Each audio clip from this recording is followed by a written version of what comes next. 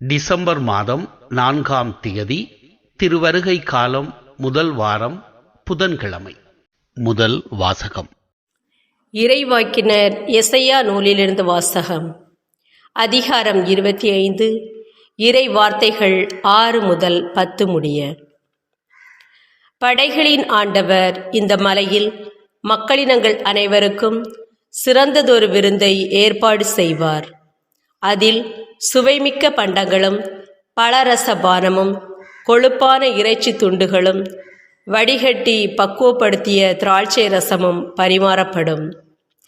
மக்களினங்கள் அனைவரின் முகத்தை மூடியுள்ள முக்காட்டை இந்த மலையில் அவர் அகற்றிவிடுவார். பிற இனத்தார் அனைவரின் துன்பத் துகிலை தூக்கி எறிவார். என்றுமே இல்லாதவாறு சாவை ஒழித்து விடுவார். என் தலைவராகிய ஆண்டவர் எல்லா முகங்களிலிருந்தும் கண்ணீரை துடைத்து விடுவார். தம் மக்களுக்கு ஏற்பட்ட நிந்தையை இம்மண்ணுலகில் அகற்றி விடுவார்.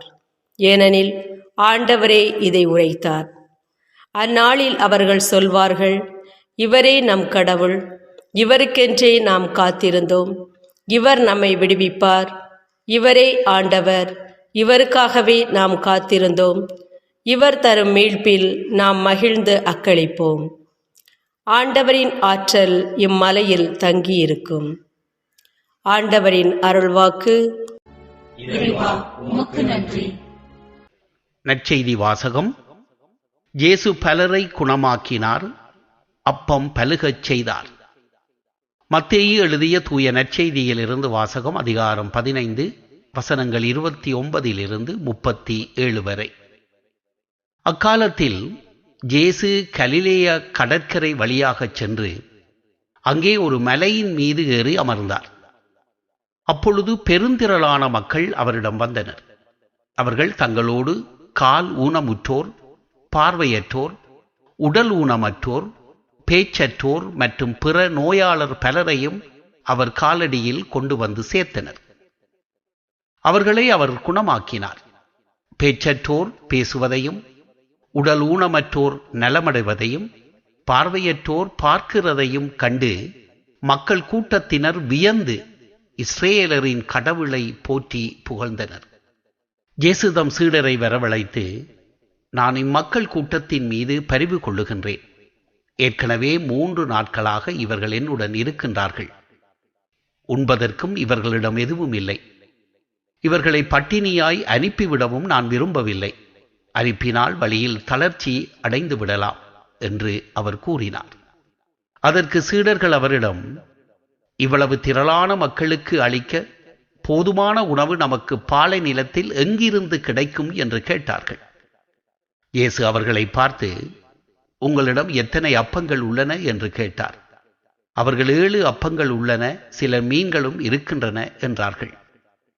தரையில் அமருமாறு மக்களுக்கு அவர் கட்டளையிட்டார். பின்பு அந்த 7 அப்பங்களையும் மீன்களையும் எடுத்து கடவுளுக்கு நன்றி செலுத்தி பிட்டு சீடர்களிடம் கொடுக்க அவர்களும் மக்களுக்கு கொடுத்தார்கள். அனைவரும் வயிறார உண்டனர். மீதியாய் இருந்த துண்டுகளை 7 கூடைகள் நிறைய எடுத்தனர். ஆண்டவரின் அருள்வாக்கு. கிறிஸ்துவே உமக்கு புகழ். அன்புக்குரியவர்களே, தமிழறிஞர் கி.வ. ஜெகநாதன் என்பவர் ஒரு முறை ஒரு குடும்பத்தவரால் விருந்து ஒன்றுக்கு அழைக்கப்பட்டார். விதவிதமான உணவு வகைகள் அவருக்கு பரிமாறப்பட்டன.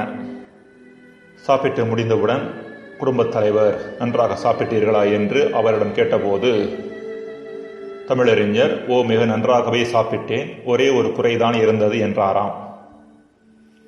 அவரை விருந்துக்கு அழைத்த தம்பதியினர் பதறிப்போய், என்ன குறை என்று கேட்டபோது அவர், நீங்கள் சுவையாக சமைத்த இந்த உணவை சாப்பிட 2 வயிறு இல்லையே என்ற குறை என்று சிரித்துக்கொண்டே சொன்னாராம். உணவு என்பது மனிதரது அடிப்படை தேவைகளில் ஒன்று மட்டுமல்ல, மனிதரது வாழ்விற்கு மகிழ்ச்சியை கொடுக்கும் ஒரு காரணியாகவும் இருக்கிறது. இன்றைய 2 வாசகங்களும் உணவு பற்றி பேசுகின்றன. முதல் வாசகம் படைகளின் ஆண்டவர் தரும் விருந்து பற்றியும், அதில் எவையெல்லாம் பரிமாறப்படும் என்பது பற்றியும் விவரிக்கின்றது. நற்செய்தியில் இயேசு அப்பங்களை பலுகியது பற்றி வாசிக்கின்றோம். இந்த இரு நிகழ்வுகளிலும் உணவு என்பது ஓர் அடையாளமாக பயன்படுத்தப்பட்டுள்ளது.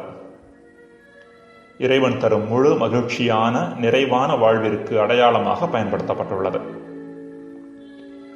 இஸ்ரேல் மக்கள் தங்கள் பாவத்தின் காரணமாக அசிரியர்கள் கையில் அகப்பட்டு அல்லல் படப்போவதை முன்னறிவித்த எசாயா அவர்களுக்கு நம்பிக்கையையும் ஊட்டுகின்றார்.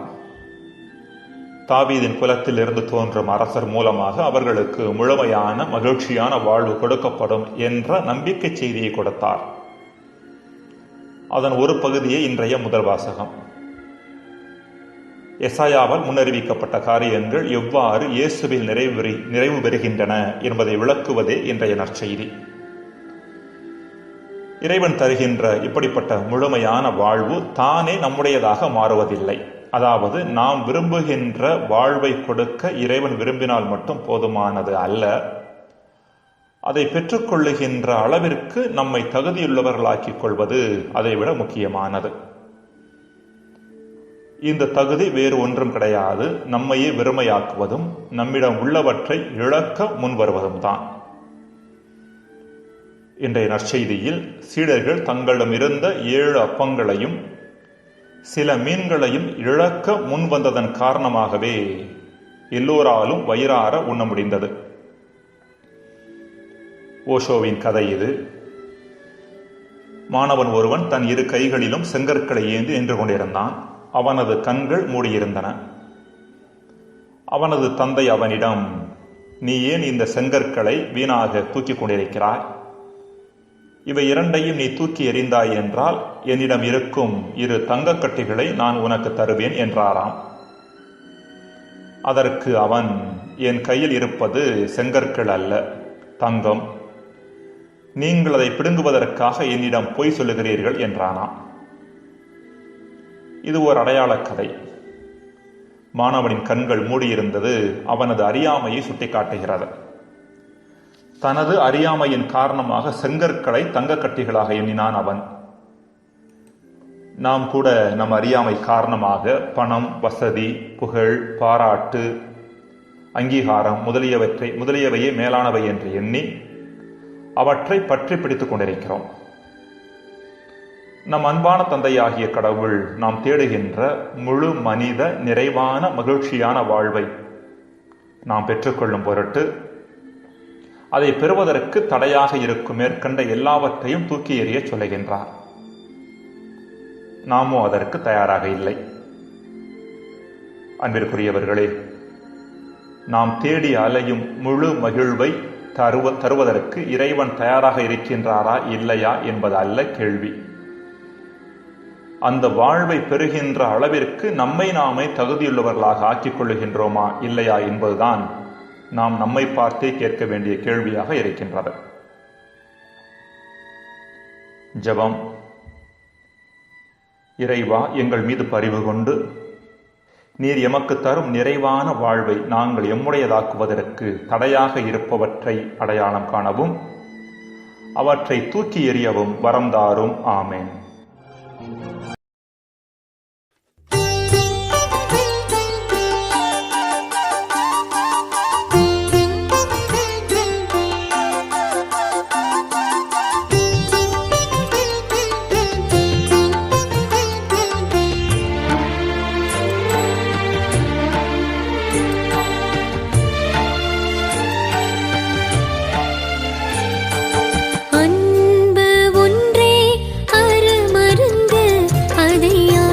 படைக்க நீ அருந்து, அன்பு ஒன்றே அருமருந்து, அதை ஆண்டவன் படைக்க நீ அருந்து, இதை என் நினைவாகச் செய்க.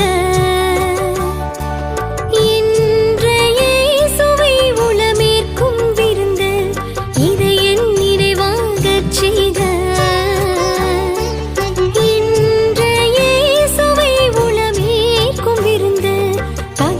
பகிர்ந்திட பெருகிடுமே, அன்பில் பழகிட உறவுகள் வளர்ந்திடுமே.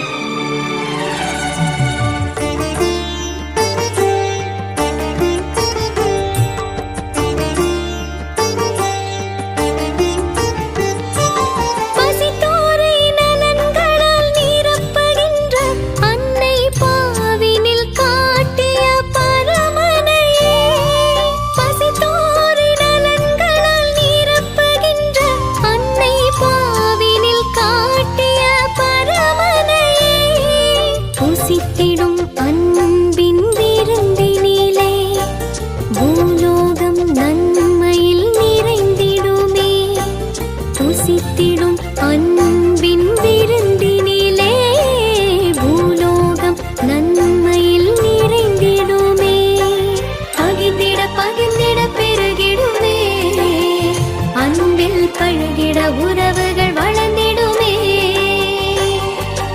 அன்பு ஒன்றே அருமருந்து, அதை ஆண்டவன் படைக்க நீ அருந்து. அன்பு ஒன்றே அருமருந்து, அதை ஆண்டவன் படைக்க நீ அருந்து. இதை என் நினைவாகச் செய்க. இன்றைய இயேசுவை உளமேற்கும் விருந்து, இதை என் நினைவாகச் செய்க. இன்றைய இயேசுவை உளமேற்கும் விருந்து, பகிர்ந்திட பகிர்ந்திட பெருகிடுமே. அன்பில் பழகிட உறவுகள் வளர்ந்திடுமே. பகிர்ந்திட பகிர்ந்திட பெருகிடுமே. அன்பில் பழகிட உறவுகள் வளர்ந்திடுமே. அன்பு ஒன்றே அருமருந்து, அதை ஆண்டவன் படைக்க